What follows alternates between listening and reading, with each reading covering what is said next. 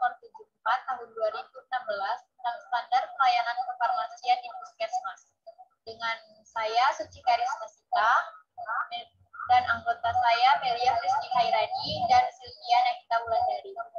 Untuk presentasi yang pertama akan dibahas oleh Melia Rizky Hairani. Melia, kami persilakan. 1. Latar belakang. Salah satu sarana kesehatan yang bertanggung jawab atas kesehatan masyarakat adalah Puskesmas. Menurut Peraturan Menteri Kesehatan Nomor 74 Tahun 2016 mengenai standar pelayanan kefarmasian di Puskesmas. Pusat Kesehatan Masyarakat yang selanjutnya disebut Puskesmas adalah unit pelaksanaan teknis Dinas Kesehatan Kabupaten atau Kota yang bertanggung jawab menyelenggarakan pembangunan kesehatan di suatu wilayah kerja. Untuk meningkatkan derajat kesehatan masyarakat, Puskesmas melakukan berbagai upaya kesehatan.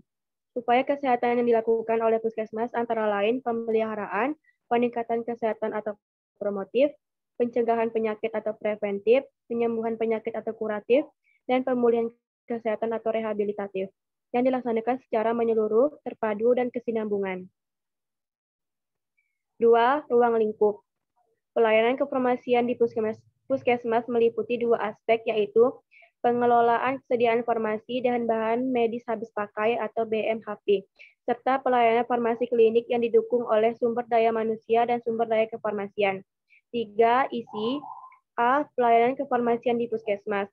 Menurut Peraturan Menteri Kesehatan Republik Indonesia Nomor 74 Tahun 2016 tentang standar pelayanan kefarmasian di Puskesmas. Pelayanan kefarmasian adalah suatu pelayanan langsung dan bertanggung jawab kepada pasien yang berkaitan dengan sediaan farmasi dengan maksud mencapai hasil yang pasti untuk meningkatkan mutu kehidupan pasien. Pengaturan standar pelayanan kefarmasian di Puskesmas bertujuan untuk 1. Meningkatkan mutu pelayanan kefarmasian. 2. Menjamin kepastian hukum bagi tenaga kefarmasian. 3. Melindungi pasien dan masyarakat dari penggunaan obat yang tidak rasional dalam rangka keselamatan pasien atau pasien safety. Standar pelayanan kefarmasian di Puskesmas meliputi standar 1. Pengelolaan sediaan farmasi dan bahan medis habis pakai. A. Perencanaan. Perencanaan adalah suatu proses kegiatan seleksi sediaan farmasi dan bahan medis habis pakai untuk menentukan jenis dan jumlah sediaan farmasi dalam rangka pemenuhan kebutuhan Puskesmas. Tujuan perencanaan adalah untuk mendapatkan 1. Perkiraan jenis dan jumlah obat dan perbekalan kesehatan yang mendekati kebutuhan. 2. Meningkatkan penggunaan obat secara rasional. 3. Meningkatkan efisiensi penggunaan obat. Perencanaan kebutuhan sediaan farmasi dan bahan medis habis pakai di Puskesmas setiap periode dilaksanakan oleh ruang farmasi di Puskesmas. B. Permintaan. Tujuan permintaan sediaan farmasi dan bahan medis habis pakai adalah memenuhi kebutuhan sediaan farmasi dan bahan medis habis pakai di Puskesmas sesuai dengan perencanaan kebutuhan yang telah dibuat. Permintaan diajukan kepada Dinas Kesehatan Kabupaten atau Kota sesuai dengan ketentuan peraturan perundang-undangan dan kebijakan pemerintah daerah setempat. C. Penerimaan. Penerimaan sediaan farmasi dan bahan medis habis pakai adalah suatu kegiatan dalam menerima sediaan farmasi dan bahan medis habis pakai dari instalasi farmasi kabupaten atau kota atau hasil pengadaan Puskesmas secara mandiri sesuai dengan permintaan yang telah diajukan. Tujuan penerimaan adalah agar sediaan farmasi yang diterima sesuai dengan kebutuhan berdasarkan permintaan yang diajukan oleh Puskesmas dan memenuhi persyaratan keamanan, khasiat, dan mutu. 4. Penyimpanan. Penyimpanan sediaan farmasi dan bahan medis habis pakai merupakan suatu kegiatan pengaturan terhadap sediaan farmasi yang diterima agar aman dan tidak hilang, terhindar dari kerusakan fisik maupun kimia dan mutunya tetap terjamin sesuai dengan persyaratan yang diterapkan. Tujuan penyimpanan adalah agar mutu sediaan farmasi yang tersedia di Puskesmas dapat dipertahankan sesuai dengan persyaratan yang diterapkan. Penyimpanan sediaan farmasi dan bahan medis habis pakai dengan mempertimbangkan hal-hal sebagai berikut. 1. Bentuk dan jenis sediaan. 2. Kondisi dan dipersyaratkan dalam penandaan di kemasan sediaan farmasi seperti suhu penyimpanan, cahaya, dan kelembapan. 3. Mudah atau tidaknya meledak atau terbakar. 4. Narkotika dan psikotropika disimpan sesuai dengan ketentuan peraturan perundang-undangan. 5. Tempat penyimpanan sediaan farmasi tidak dipergunakan untuk penyimpanan barang lainnya yang menyebabkan kontaminasi. Pendistribusian.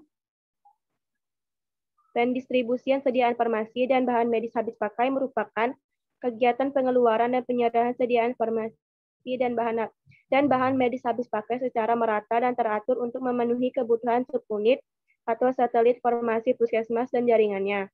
Tujuan pendistribusi adalah untuk memenuhi kebutuhan sediaan farmasi subunit pelayanan kesehatan yang ada di wilayah kerja puskesmas dengan jenis, mutu, jumlah, dan waktu yang tepat. Sub-sub di puskesmas dan jaringannya antara lain: 1. Subunit pelayanan kesehatan di lingkungan puskesmas. 2. Puskesmas pembantu. 3. Puskesmas keliling. 4. Posyandu. 5. Polindes. Pengendalian. Pengendalian sediaan farmasi dan bahan medis habis pakai adalah suatu kegiatan untuk memastikan tercapainya sasaran yang diinginkan sesuai dengan strategi dan program yang telah ditetapkan sehingga tidak terjadi kelebihan dan kekurangan atau kekosongan obat di unit pelayanan kesehatan dasar. Tujuan pengendalian adalah agar tidak terjadi kelebihan dan kekosongan obat di unit pelayanan kesehatan dasar. Pengendalian sediaan farmasi terdiri dari 1. Pengendalian persediaan. 2. Pengendalian penggunaan. 3. Penanganan sediaan farmasi hilang, rusak, dan kadaluarsa. G. Pemantauan dan evaluasi. Pemantauan dan evaluasi pengelolaan sediaan farmasi dan bahan medis habis pakai dilakukan secara periodik dengan tujuan untuk 1. Mengendalikan dan menghindari terjadinya kesalahan dalam pengelolaan sediaan farmasi dan bahan medis habis pakai, sehingga dapat menjaga kualitas maupun pemerataan pelayanan.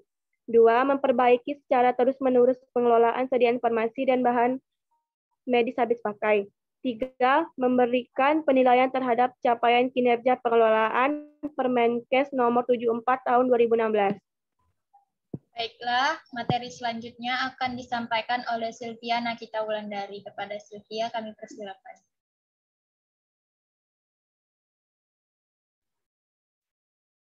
Dua, pelayanan farmasi klinik. A. Pengkajian resep, pelayanan resep, dan pemberian informasi obat. Kegiatan pengkajian resep dimulai dari seleksi persyaratan administrasi, persyaratan farmasetik, dan persyaratan klinis baik untuk pasien rawat inap dan rawat jalan. Kegiatan penyerahan obat atau dispensing dan pemberian obat merupakan kegiatan pelayanan obat dimulai dari tahap penyiapkan atau meracik obat, pemberian etiket, penyerahan sediaan farmasi dengan informasi yang memadai diserta pendokumentasian. Tujuan 1. Pasien memperoleh obat sesuai dengan kebutuhan klinis atau pengobatan. 2. Pasien memahami tujuan pengobatan dan mematuhi instruksi pengobatan.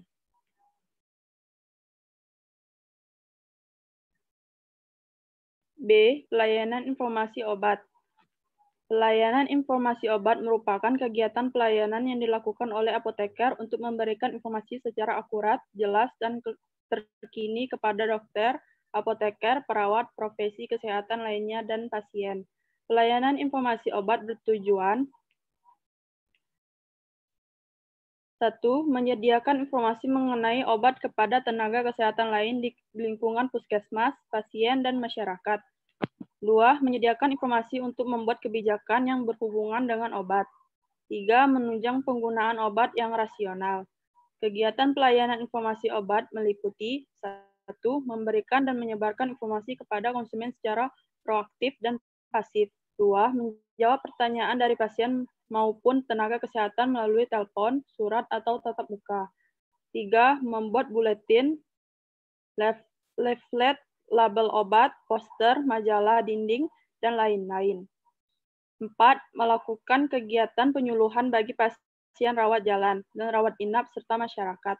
5. Melakukan pendidikan dan atau pelatihan bagi tenaga kefarmasian dan tenaga kesehatan lainnya terkait dengan obat dan bahan medis habis pakai. 6. Mengkoordinasikan penelitian terkait obat dan kegiatan pelayanan kefarmasian. Faktor-faktor yang perlu diperhatikan. 1. Sumber informasi obat. 2. Tempat. 3. Tenaga. 4. Perlengkapan. C. Konseling. Konseling merupakan proses untuk mengidentifikasi dan penyelesaian masalah pasien yang berkaitan dengan penggunaan obat pasien rawat jalan atau rawat inap, serta keluarga pasien. Tujuan dilakukannya konseling adalah memberikan pemahaman yang benar mengenai obat kepada pasien atau keluarga pasien, antara lain tujuan pengobatan, jadwal pengobatan, cara dan lama pengobatan, efek samping, tanda-tanda toksisitas, cara penyimpanan dan penggunaan obat. Kegiatan 1. Membuka komunikasi antara apoteker dengan pasien. 2. Menanyakan hal-hal yang menyangkut obat yang dikatakan oleh dokter kepada pasien dengan metode pertanyaan terbuka. 3. Memperagakan dan menjelaskan mengenai cara penggunaan obat. 4. Verifikasi akhir, yaitu mengecek pemahaman pasien, mengidentifikasi dan menyelesaikan masalah yang berhubungan dengan cara penggunaan obat untuk mengoptimalkan tujuan terapi. D. Visit pasien. Visit merupakan kegiatan kunjungan ke pasien rawat inap yang dilakukan secara mandiri atau bersama tim profesi kesehatan lainnya, terdiri dari dokter, perawat, ahli gizi, dan lain-lain. Tujuan 1. Memeriksa obat pasien. 2. Memberikan rekomendasi kepada dokter dalam penilaian obat dengan mempertimbangkan diagnosis dan kondisi klinis pasien. 3.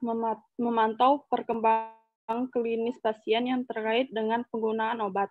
4. Berperan aktif dalam pengambilan keputusan tim profesi kesehatan dalam terapi pasien. E. Monitoring efek samping obat atau MESO.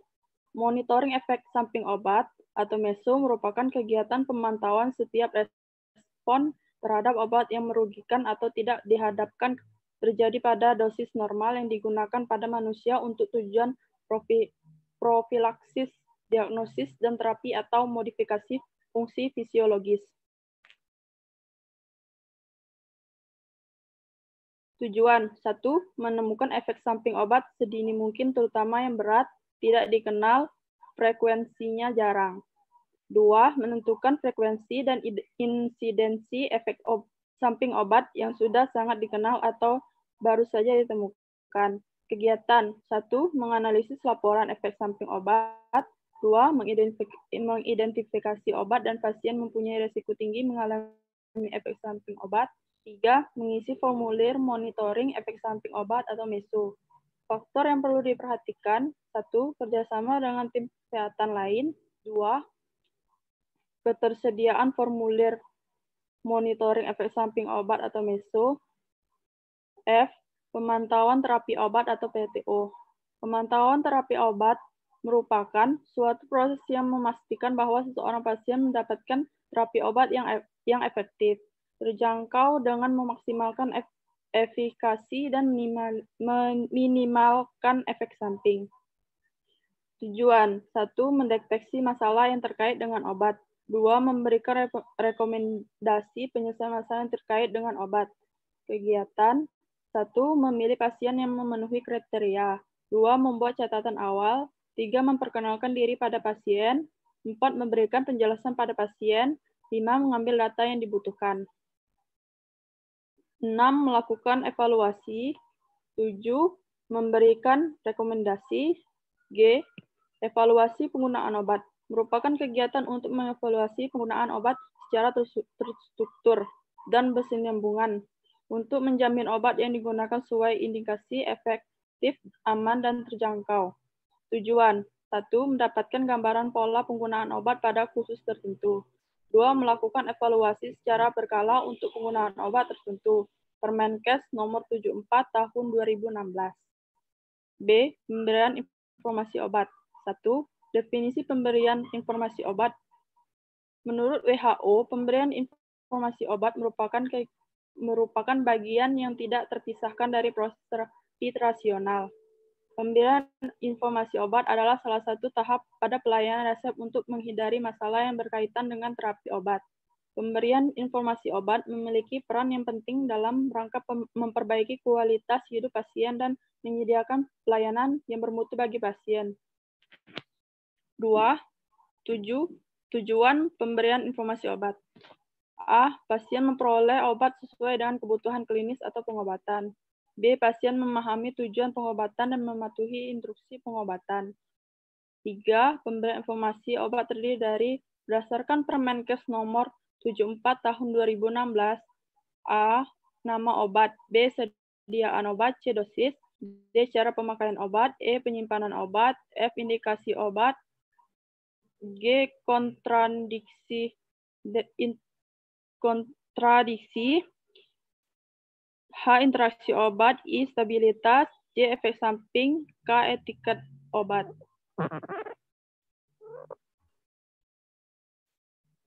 C. Puskesmas. 1. Definisi puskesmas.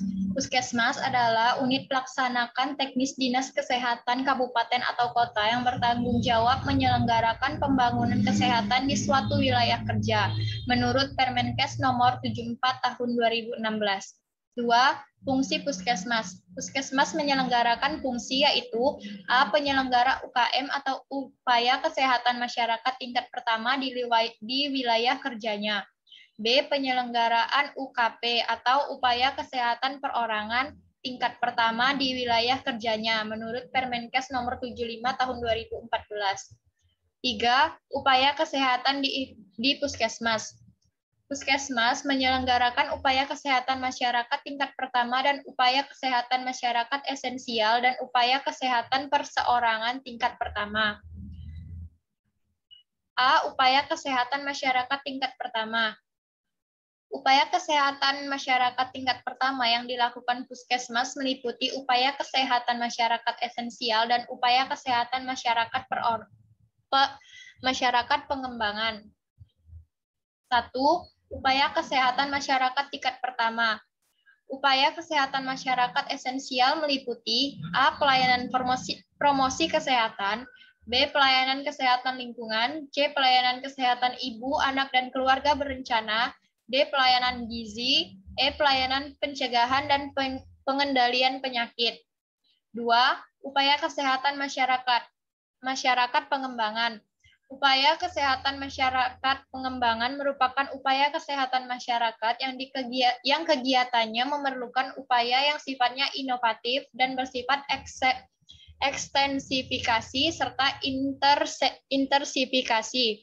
Pelayanan yang disesuaikan dengan prioritas masalah kesehatan, khususnya wilayah kerja dan potensi sumber daya yang tersedia di masing-masing puskesmas. A. Upaya kesehatan perseorangan tingkat pertama. Upaya kesehatan perseorangan tingkat pertama yang dilakukan oleh puskesmas dilaksanakan dalam bentuk 1. Rawat jalan, 2. Pelayanan gawat darurat, 3. Pelayanan 1 hari, 4. Home care, 5. Rawat inap berdasarkan pertimbangan kebutuhan pelayanan kesehatan. Dalam pelaksanaan upaya kesehatan masyarakat tingkat pertama dan upaya kesehatan perseorangan tingkat pertama, puskesmas harus menyelenggarakan 1. Manajemen puskesmas, 2. Pelayanan kefarmasian, 3. Pelayanan keperawatan kesehatan masyarakat, dan 4. Pelayanan laboratorium.